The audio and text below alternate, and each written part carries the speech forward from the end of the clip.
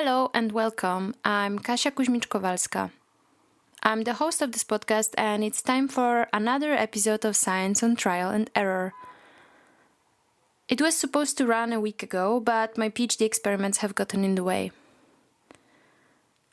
I want to start by saying thank you for all your support and all your comments. I'm moved with your reactions and with growing number of listeners. I had hoped that the stories of my guests will be of help to other scientists out there, and to hear that they resonate with you is just so rewarding. If you want to get more sneak peeks behind the scenes of how I work on the podcast episodes and also occasionally on my work and life, find the Science on Trial and Error Instagram account. And now let's get to this week's episode. My guest is Nicole Amberg.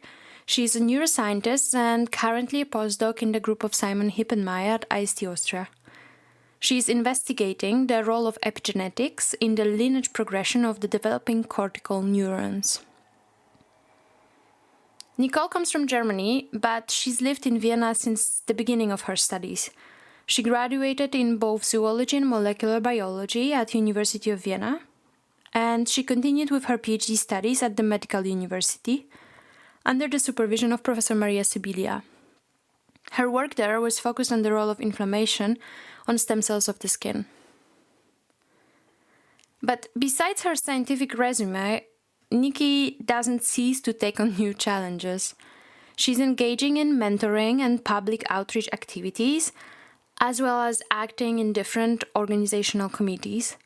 She's also co-developing the STEM Fatale initiative, an international platform aiming to support women's careers in STEM. And she's a founder of an educational outreach project called Wissenschafts.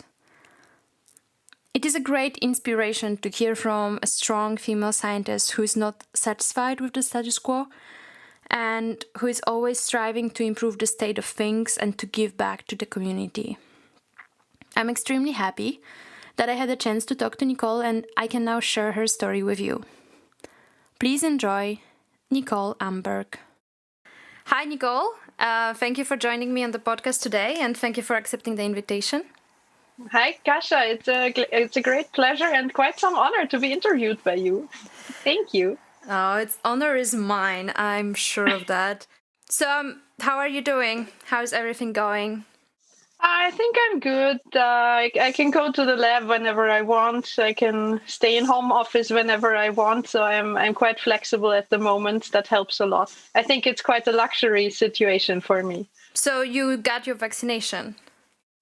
Yes, I got my shot 1 week ago. I'm very happy about it and I'm really looking forward to the second shot. Yeah, me too. I'm very glad that things are moving faster now and hopefully soon we will really get most of the population vaccinated.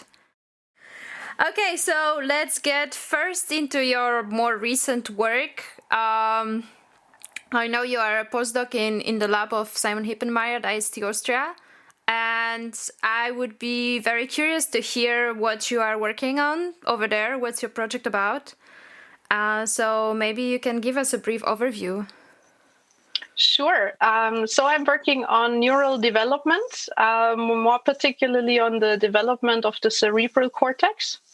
And we like to understand how that development works, because there are stem cells that need to undergo several rounds of proliferation. They need to generate distinct subtypes of different identities of neurons. So I think that's a very fascinating process. Like, why is a stem cell not only producing one particular type of differentiated cell? And yeah, so that's what we are most interested in the lab. And I'm trying to understand the role of epigenetics in this process, because, you have a stem cell that's kind of progressing over time in the lineage, producing different subtypes of neurons. So it's kind of an attractive model that you have epigenetics to regulate the gene expression in those cells. And then we were asking a quite peculiar question, I think. You have cells in a tissue, and those cells are not just isolated entities within that tissue, right? They are connected with each other. And since epigenetics happen in the nucleus, people always assume that it's something cell intrinsic, that it's like a cell autonomous function. And we were now actually challenging this kind of common belief, and we tested if we mutate a distinct epigenetic regulator in just one stem cell that's surrounded by a lot of normal cells. We were extremely surprised to see that it does not harm the stem cell at all, and the stem cell behaves totally normal. But when you remove that epigenetic mechanism from all of the stem cells, then they go crazy. Then they produce too little amount of neurons, and then they really have a problem. And then I think this is super exciting. It's like a new concept, or let's say, I mean, maybe that's a big word, but yeah, I think it's a challenging finding. No? The niche in which the cell is, like that, their surroundings, the environment can actually help her recover. That could be one answer to it, I think. Yeah, I mean, either the thing is just not required at all, and if you just remove it from the whole tissue, it's like a synthetic systemic effect. Yeah, or alternate, and that just doesn't happen if you just have one mutant. Or the normal environment can rescue the poor little mutant and, guide along the whole way. You basically work on the brain development, and you work on how the cells differentiate and generate so many cell types. But before, your work wasn't really so brain related. Exactly. I think I didn't touch a single brain in my previous career. So why have you switched? And before, you worked also on stem cells, right? Yeah, that didn't change. The overall big topic didn't change so much. Yeah, I worked mostly on stem cells in the skin, the epidermis and the hair follicles. I also touched stem cells in the intestine a bit. I was working in a lab that was pretty much interested in the interaction of cancer cells and immune cells. So then it's just a tiny step to also have a look at hematopoietic stem cells, for example. So in that lab, I think I touched almost every organ, but just never the brain. And I think I just wanted to have something completely new, something to challenge me during my postdoc, understand a completely new organ system. And I think in that sense, the development of the neocortex is actually a really cool model, because you have that one type of stem cell and that generates distinct types of neurons. Yeah, I found that really, really cool. That's why I dived into something completely new. Yeah, so that's true. There's so many open questions still in the field of brain research, and I guess you could transfer some of your skills from the previous work into this work. But what has been the most challenging when switching fields so much? I think it was kind of challenging to be accepted as a knowledgeable scientist, because, all of the big names in neuroscience research, they meant nothing to me. And of course, I think everybody surrounding me felt like I was completely ignorant. But whereas all of the other big names that I connected with immunology and skin research and all of that, now nobody in neuroscience really knows these people, right? So I don't know. I found that was, I think, a bit the hardest thing for me. But I think it's just great to dive into something new. I mean, every time you get challenged, I think it stimulates your brain. Coming back to the brain. Yeah, but you also come with a bit different perspective, which is always very helpful in research. You were bringing something else, like a new point of view or some new questions that people just don't see because they are so much in their own narrow discipline. How long are you into your postdoc now? I'm now in my 5th year. Okay, and how long did it take you to actually catch up? Because I think a lot of people are worried about this when they switch after the PhD to a new topic. It took me long, but I think, for me, it was a bit special because also in my first year of postdoc, I had some daunting health issues that also took almost a year to kind of be resolved. When you are physically not in the best place, then your focus and your concentration is just not there as if you're perfectly healthy. So I think when you're not in a good state, maybe something that usually would take you 2 months suddenly takes you 6 months. And it's also a learning process to just accept it the way it is, because you can't just beam yourself into a fresh body that doesn't have any problems, right? So in that regard, I think one just shouldn't stress out.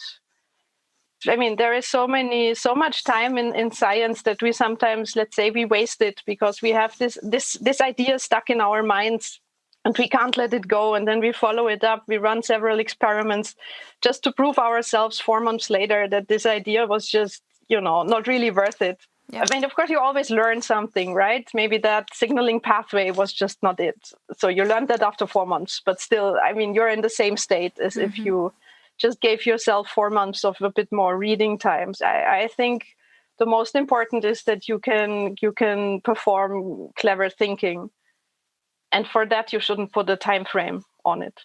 Yeah, I think you're touching on something very important.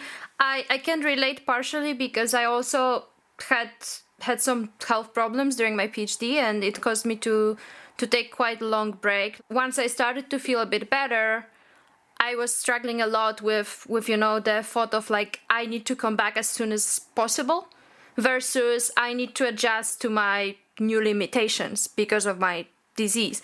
And during this time, I actually wrote a review paper with my boss.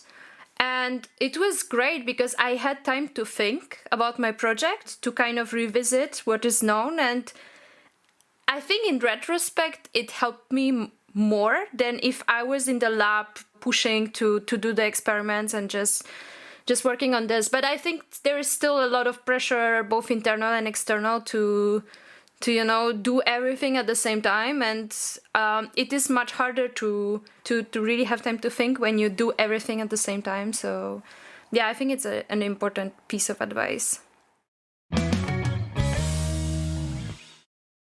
Let's jump in time a bit to your childhood or your like school days. Do you remember what sparked your interest in science? Were you always interested in biology? Yes, I was always interested in biology. And as a little girl, my dream was to become a vet. Okay. Yeah. But then I realized maybe I love the animals and I love to help them. But then I realized I might not like to handle the humans, the owners. And then biology lessons in school were introducing DNA and the concept of genes and gene regulation. And that was when I finally felt like, oh my God, this is it. I need to work something with DNA, something molecular biology, molecular medicine stuff. I think that was the moment when I finally knew this is where I want to become a professional in. So many people say, DNA, PCR, or like finding out about genes is what pushed them towards science. It's kind of funny that this is the thing, because it seems like we all start there, but then we go in so many different directions. Where did you grow up? I grew up in a tiny little place somewhere in between Frankfurt and Würzburg.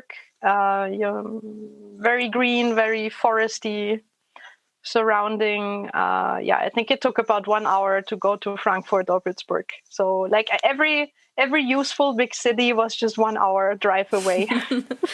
So you did your like education up to high school over there, and then you moved for your studies to Vienna, and you've been actually here ever since, right? Yes, I think after every major career step, I always wanted to leave. But then I always also was presented with a really cool project that made me stay. I need to add to it that also I really love Sacher cake and schnitzel a lot. So if you give me an amazing research project and schnitzel and Sacher cake, it's very hard for me to move away. So, okay, yeah, this is definitely something that makes you want to stay here. So you did your undergrad, master's, and PhD at University of Vienna, right? No, so just my undergrad. Okay. So I studied molecular biology, finished with masters. I also studied zoology additionally, and I have to confess I'm a horrible zoologist because I'm not the type of person that crawls around on the forest floor and tries to collect little animals. So whenever I had to do this, I was very happy to find some ant. All of the others around me had fancy animals. Why did you want to do zoology then? I found it quite striking that there are so many different animal classes and families and species around, and from very simple to very complex, and even the simple one are more complex than we think about. I think that is quite cool, and I felt zoology can teach me something in it. From what I read about your work, you joined the lab of Professor Maria Sibilia, yes, and as you said, she works on this inflammation versus cancer kind of crosstalk. So why did you decide to do this for your PhD? What really drove you there?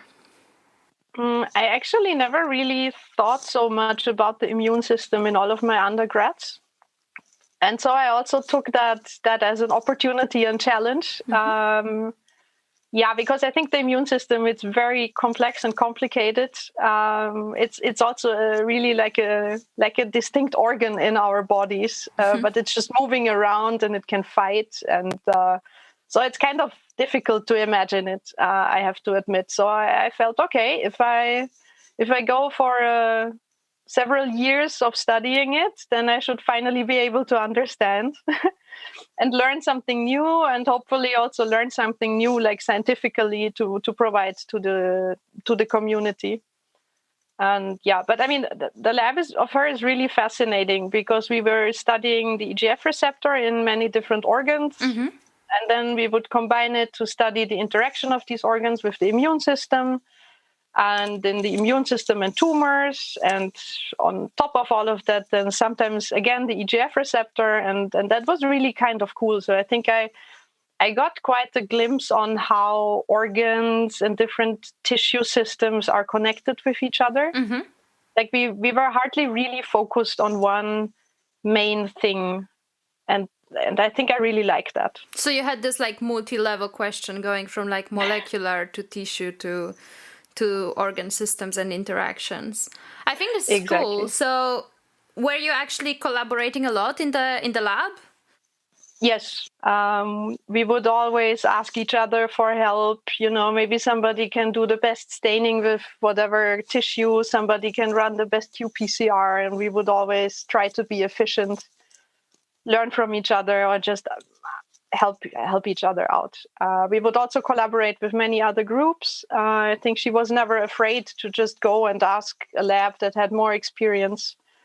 So that was also the reason why I could stay for several months in a different lab in Belgium. Yeah.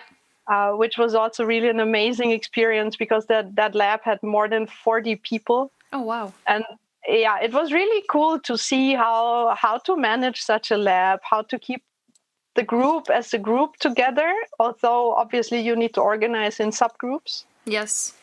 And it was just an amazing spirit and a really, really great lab. And I am still connected with quite a number of people from there. So that's something I really took with me, an amazing time and an amazing network of extremely intelligent scientists. Let me maybe touch on something that I'm really interested in. You are doing a lot of things, and I think you are very persistent in putting these challenges in front of yourself all the time. And I wonder how big of a role had actually your PhD supervisor as a female mentor in the way that you view your scientific career. Has she been an inspiration? Has she actually helped you with making your decisions and your choices? How did it work for you? Well, I think my choices I always just made on my own. But since she was not only just a female PI, but she also became the head of the whole institute while I was one of her students, I actually never had the feeling that for women there is at one point like this glass ceiling, right? It was always something extremely natural to me. It never occurred to me that this could be impossible. So in that sense, I'm just very thankful that she was this beacon of this is, we can all make it to the top. I mean, it doesn't only come with advantages, because when you have a boss as a woman in that position, that means she has to be present in many, many committees in the university, because then they need high-ranked women to take part of it. So that means you hardly ever see your boss. Although that boss is a very important and inspiring figure in your professional life, you hardly get to see her. And then you need to be able to work extremely independently. Mm-hmm. She was also extremely well connected in the clinical research. Mm-hmm. So we would also test our findings in mice on human cancer patient samples. So this was also something really cool. Because sometimes I think the clinicians, they might just be happy for their tissue and they don't like to share it so much. And she had an amazing way to get her way. I think that was also a valuable lesson that it's just possible. There is no end to it. So I think I would do it again. I would definitely do it again. Yeah. You plan to remain within the academia, right? You have these plans to stay in science and to continue your career. Have you actually considered any other options beyond this stereotypical scientific career, or was it always clear that this is your path? I think it was always clear that this is my thing. I guess it's what I can do best. Yeah, I mean, I could again challenge myself and do something completely different and try to find out if I can also master something completely different. But I think my heart is still beating for academia. For and within academia. So yeah, I mean, I at least want to give it a try, right? I mean, if I never get offered a group leader position, then I definitely have to think of something else. But if you don't try, I think you will never find out. So yeah, academia it is. Get in touch with me for a postdoc. What do you think now, also looking back at your career so far, is really what one would need to go in this path? So I guess with time and with your work comes, of course, a lot of experience when it comes to research, but being a PI is not only that, right? So you need much more, you need more skills. And so what would you say for you seems like an important thing that one needs to be successful in being a PI? Well, I think you need to be able to care for people. You should enjoy mentorship because, I mean, if you just hate to talk to people, then that's probably not what you should do. I mean, either you hire somebody else who then talks to the people and you have amazing ideas, but I think whoever you are, if you want to be a successful leader in academia, I think you need to find a way to talk to the people and to keep them motivated. So yeah, I think some social skills are extremely helpful. I mean, I guess over time in academia, we also learn to explore ourselves, how, explore our own emotions under different stress conditions. And I would hope that until we start our leadership position, we also learn to control our emotions. And let's face it, we will always be stressed. Yeah, that's the kind of job. I think that's a skill that helps you while you have the job. It's not probably a skill that makes you get the job.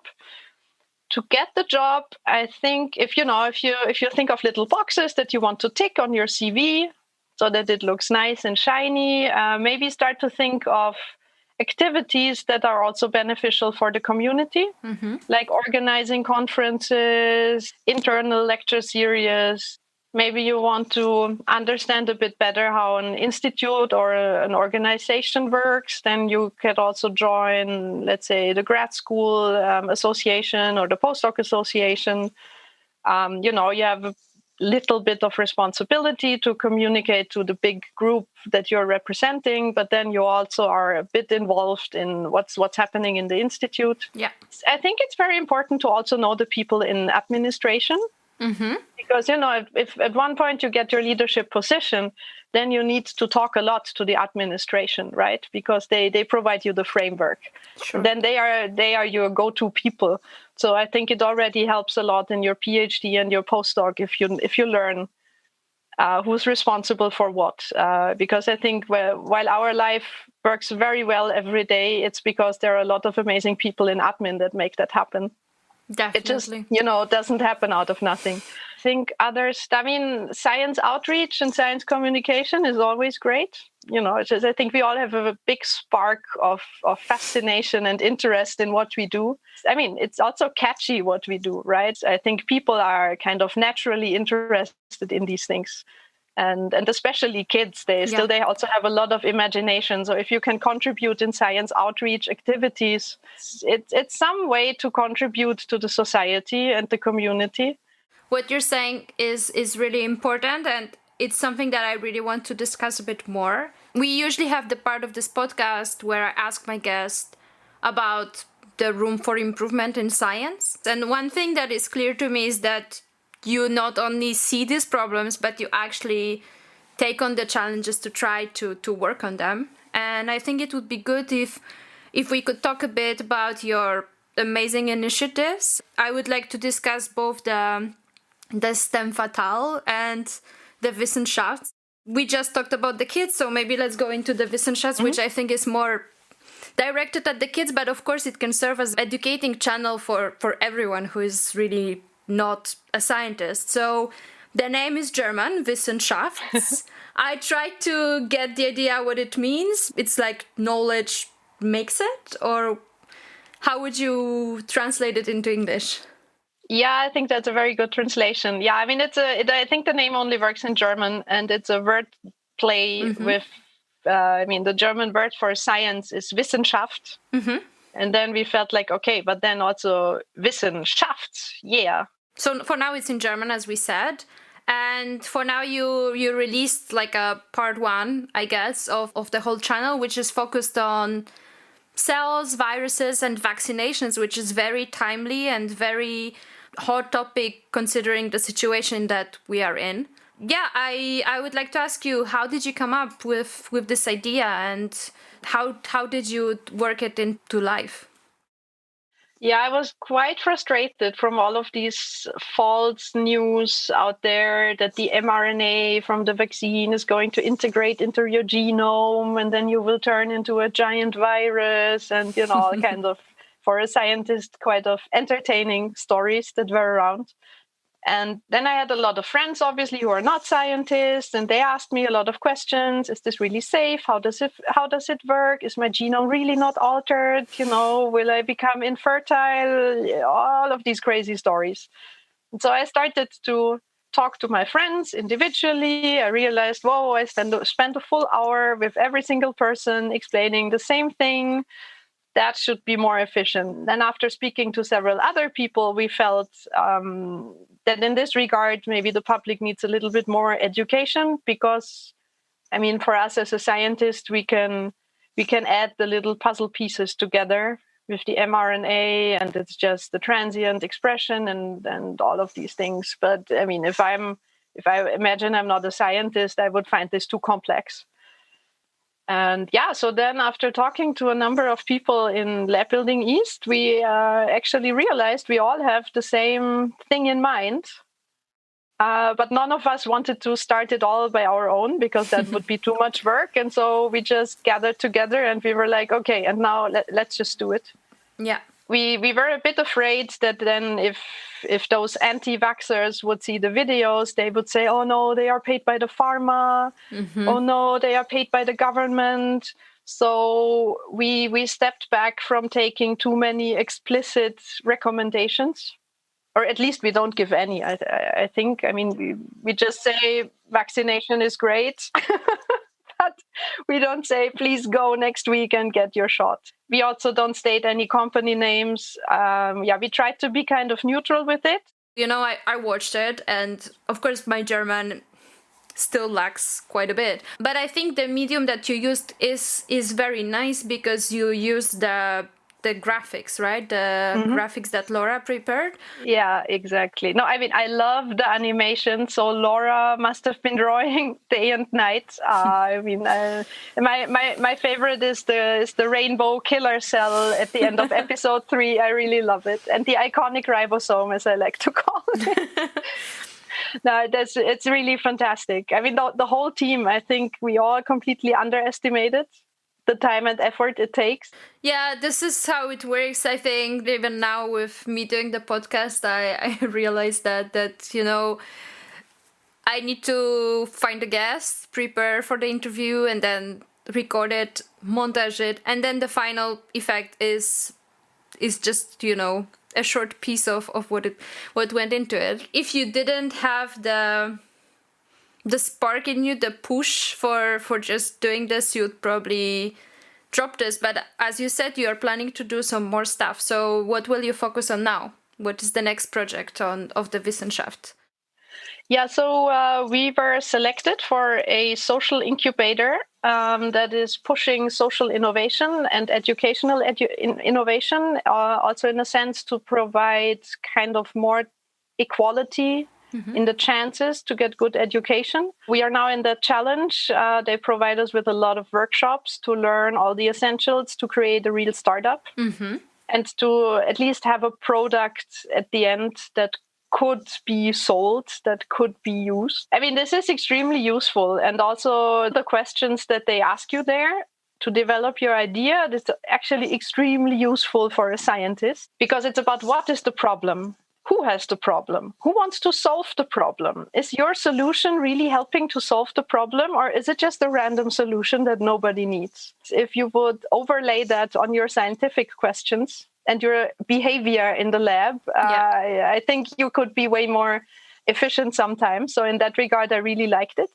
But I'm off topic now again. I'm sorry. No, it's all right. So now basically we are developing a more mature product. And we really want to try to find a way to get this into schools, to offer it to the teachers. That's great. And we would also really love, so obviously for the teachers, they would need a German video. We want to prepare additional teaching material, like these working sheets. You know, you have a text and then you have to insert a word. We would also like to provide the videos additionally in different languages on YouTube. Let's say your family moved here, you're a teenager, you're frustrated to be here, you don't really speak German, and now the teacher comes along and tells you something about endoplasmatic reticulum, Golgi apparatus, and the ribosome. You just say, I don't understand a single word. And I think it's something, and then people from outside, they will say, oh, you just have to learn German, you're lazy. And I think this is just wrong. It doesn't, I mean, we've proven ourselves now so many years that this is just not the way it works. And I think you just have way more enthusiasm to learn a new language if you also have a perspective.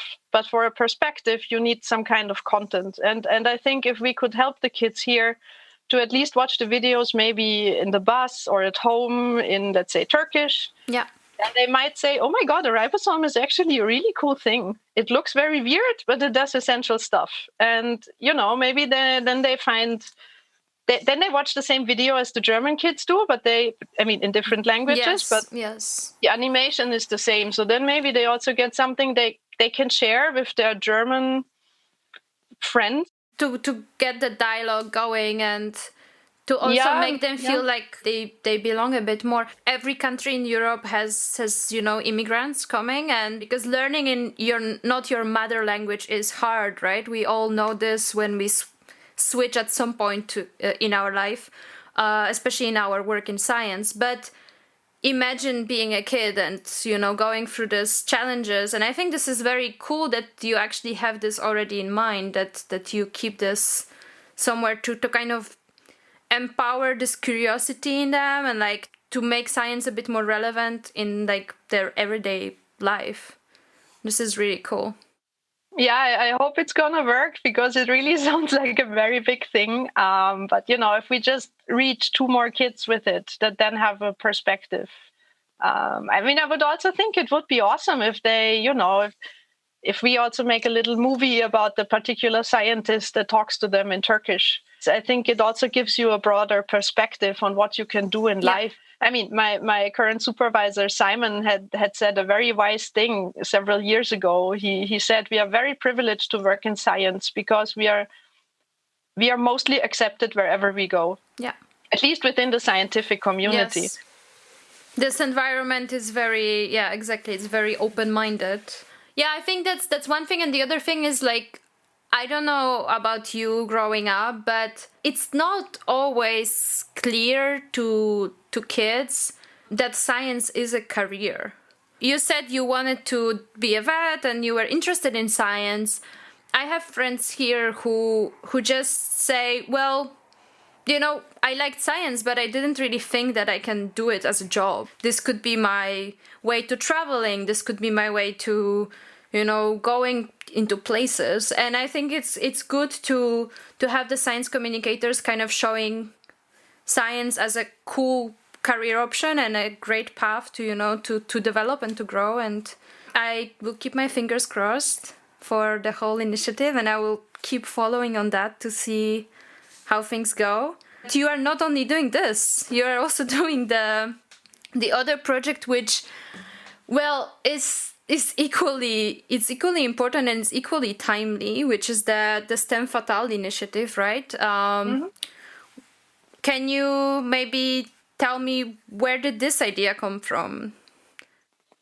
Yeah, so that started from the event series STEM Fatale in IST, where together with Hilde and Melissa, I started to organize talks and roundtable discussions where we invited kind of very prominent women researchers, well established in their fields, to share their thoughts on science, on their career. You know, then we had these roundtable discussions with those invited speakers, and I would always see the glow in the eyes of the participants. I could really feel that they were taking so much from it. And I felt, wow, this is so great. Why only have people in IST benefit from such an idea? Why not take this to a more higher level context? And then again, after talking to several other people who all said, well, we can't just sit and complain. We have to take action. We need to do something. Let's make this a whole big initiative and, you know, try to run it Austria-wide and bring women together, like in an institution independent way. So not to be narrowed down to specific research communities, but try to include the whole STEM disciplines in Austria at least. So that's the basic principle of it. So the goal is to inspire the women and like to foster mentorship and to give an overview of different careers of like successful leaders that are females. But also I think you had a bit of part of this that is more focused on basically making people aware of the stereotypes that are still there in academia and that are still affecting female scientists' careers. And I think this is really important because we all want to succeed, and we all, as female scientists, want to find our path, but not everyone is lucky to meet maybe the right mentor or the right person on their way. Even though there's a lot of initiatives that want to support the gender equality and, you know, there's a lot of discussion going on about this, there's still not so much change, I would say. What are your thoughts on this, and how do you see your initiative fitting into this problem? Yeah, I think people would need to invest more time and money to really tackle the problems. I think so far people seem to be happy with just talking about it. Exactly. Yeah. And I don't really see too many meaningful attempts to really make big statements and big changes. Yeah, I think it would be time to accelerate the movement a bit. I mean, something that's very fascinating to me is women are now more likely to get a job than several years ago. But still, if you look at those curves, the percentage of women in professorship position is still comparably low. So that's something that seems to correlate with very low application rates. Yeah. Like I think approximately 15% of the applications for professorship only come from women. And that's really something where we need to think. It's not that, I guess, women are just less likely to want to have a leadership position or men are more likely. Mm-hmm. I always think of it as that there must be a 50-50. And if we so strongly deviate from 50-50, something must be inherently wrong. And that's why with the STEM Fatale initiative, we have designed a survey with a professor from the humanities. And now we are asking a lot of questions about people's thoughts on their own careers, on what could hold them back from the career, what they would think would be beneficial for them. And yeah, so we are collecting data until end of summer. Yeah. We already found an amazing collaborator who is quite famous in statistical analysis in Austria, and she offered to collaborate with us for free. So yeah, we really want to publish those results. We want to write a policy note, send this to institutions, to the political decision makers, really make a statement we have so and so many hundreds of women taking part of this, and what you guys need to change is this, this, and this. I mean, another big thing, but that we can't change so easily is the society mindset, because it's one of those stereotypes that as a woman, many times you believe that you should have a family and take care of it. You should not be the working mom. And but let's face it, you can never make it right for society. There will always be the people that say, oh, you work too much. There will be the people who say you work too less. There will be the people who say, why do you work at all? And you can just try to be strong and really make your own decisions on it. That here the institutions have some responsibility, because maybe society doesn't provide you with a framework that accepts the working scientist mom, but then at least your own bubble at the institute should allow it, or at the university. Definitely. So if that also 100% reflects the society, then it's not just that, you have this, you feel guilty that you are not conform with society, which I think as a scientist is anyways kind of impossible. But it's also putting those structures on you that are not flexible enough to handle our kind of job, together with spending enough time with your kids so that you feel like you are having a good educational influence on them. Yeah. And I think in that science should be particularly creative and flexible, because that's what we should be good in. Of course, the institutions are important, but as we mentioned already several times, I think a role model is also a very important thing. And being able to, especially when you realize you need it, to find a mentor, either in a leadership position or even just, in a different situation than you, that can help you find your way or make you realize that there is a way to figure it out. Like, that's already quite powerful. Of course, it's hard, and all of the female scientists that you meet on the way may actually prove to be, that the inspiration that you seek, which is sometimes a bit discouraging. But I think it's also important to keep this in your head, that you can maybe help someone. Like, maybe each one of us cannot get so involved in so many initiatives. Like, we cannot change that much by ourselves. But maybe you can help one person to be the mentor, or to give an advice, or you go and you give a talk at your old school, and maybe there will be someone who will want to do this. You are very involved in, you have the research project going on, you have all of your initiatives, and as you said, you now have this workshops to start to get the startup going. Do you still find the time to unwind? Well, thanks to the pandemic, not so much. I think several things I'm doing are just possible because of the pandemic. And I'm kind of forced to remain largely at home. And then I just want to use my time in a useful manner. What would I usually do? I would like to go in the so-called old days. Yeah. No, I would really love to take off, fly to a different place and relax, or just, be stimulated with new things. Hopefully, now with the vaccinations, we can do at least some of these things in a safe way. I don't even need to fly super far away, but just to have a bit of a balance that I'm not at home or at work, or at work at home.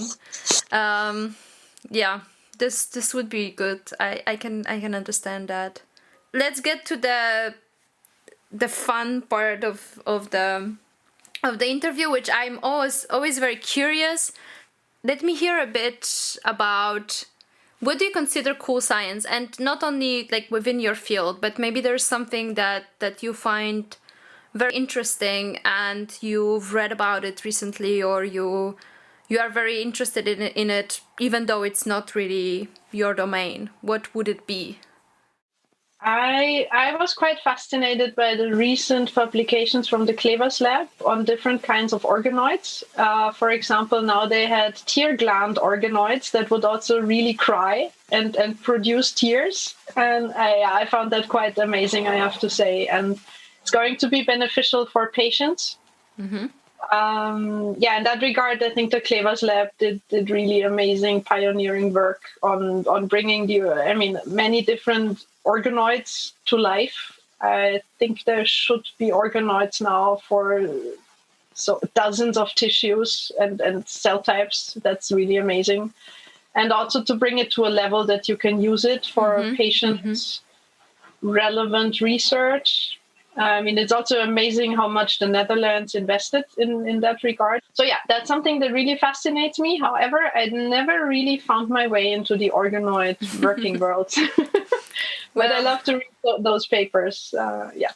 Another thing that maybe you already thought about it. We mentioned money and funding on several occasions now.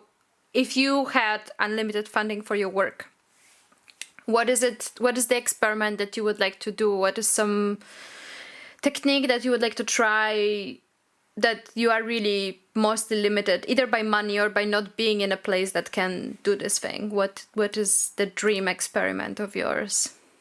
It would be something patient-related for sure. Okay.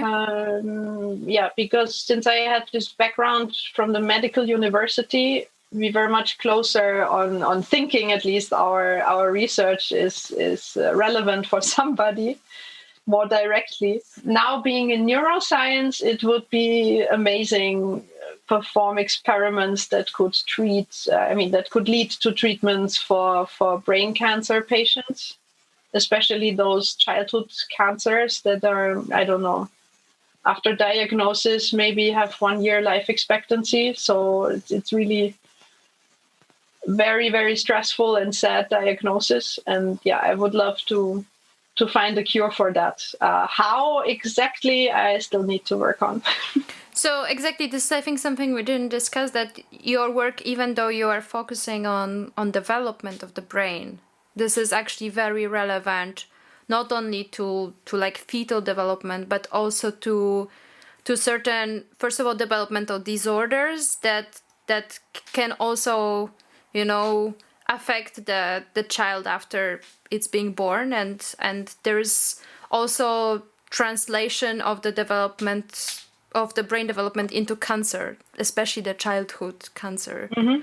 So is this something that you would like to do in the future, that you would like to have this translational aspect to your research in your future endeavors?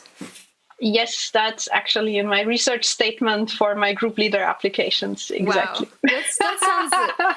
That sounds amazing, though. I can imagine it's not that easy to I guess to do this, but you have experience already collaborating with the clinicians, so I think all of this will come handy, right? When you actually get to do this. I hope so. Okay, so one last question. I think it shows a bit about who you're looking up to. So if you could have dinner with a person that is either living currently or have lived in the past, and you could chat and just ask some advice or talk about their work and life, who would you choose? I found Stephen Hawking quite remarkable. Of the living ones, it's very hard because I think of the scientists nowadays, it's more easy to really reach out to them. That's At least true. if you're a scientist yourself. Who is impressing me? I think more those young women in the Middle East that fight for the right for education and equality. Yeah. I think that it would rather go that direction and not so much to a scientist. So what would you discuss? Yeah, I would really love to listen to their ideas, also how they experience their educational system. I mean, to whom would you need to talk in order to implement a change? Or how would you make a politician in such a system realize that it's very important to provide the same educational opportunities to girls than to boys? And, maybe one can also take some inspiration from the European past and try to have a look how it evolved here.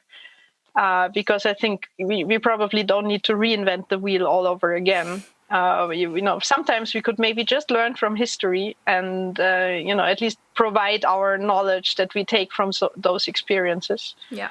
Yeah. And I mean, it's not even a problem of infrastructure we are talking about, right? Because I have some friends who are now building schools in Togo, but just because they experience that the conditions there are horrible. Yeah. But now to exclude a certain population from the education, this is even a different field. Exactly. Yeah. So there's a lot of things that we can get involved, as scientists. And I think a lot of people see the reason behind the scientific communication and to educate the kids. But still, I would say it's a minority of people that want to actually go into policy changes on politics. Like on the institute level, there's a lot of people that get involved, that there's a lot of discussion. There's a lot of like internal programs that are happening, and there's a lot of support. But a lot of scientists don't want to go into the politics. And I don't know if this is your experience as well, but how do you find the strength to go on? Where does it come from that you feel like you can do this? Is this coming from the fact that there are other people around you that want to also get involved, or is this your internal push that really moves you? I guess it's a combination. I'm very lucky that I'm surrounded by so many people who like to support me or my initiatives or even get involved. So in that regard, I always have this own bubble a bit, where we all try to go the same direction. I don't know how that would be if everybody would just be against me. I think I have kind of a pathological altruism problem that I always want to create a better place for others. But, probably also because I've just been very lucky my whole life. I had a great education. I went to good universities. I'm now in IST. I went to Brussels to one of the best labs in the world, and I'm still friends with them. I don't have any big major issues in my life going on. So I think in such a privileged situation, one should really give back and try to create a world where everybody can experience as best conditions as possible.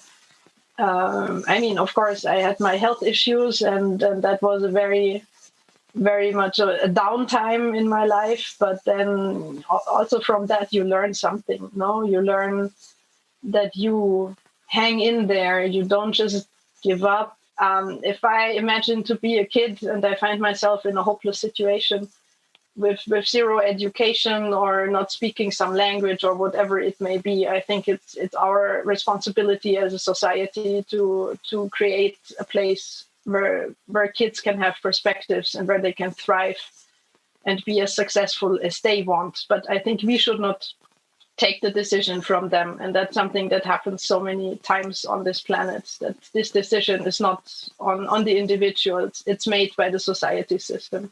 That's probably something that's just driving me. Thank you, Nicole. I mean, this has been most inspiring, and I'm sure a lot of people will find it, helpful to hear from a strong female researcher who is also so driven, and who, as you said, has the altruistic drive, which is great. And I'm really grateful that you agreed for this conversation. I hope you enjoyed the final interview. Thanks so much for this opportunity. It was great.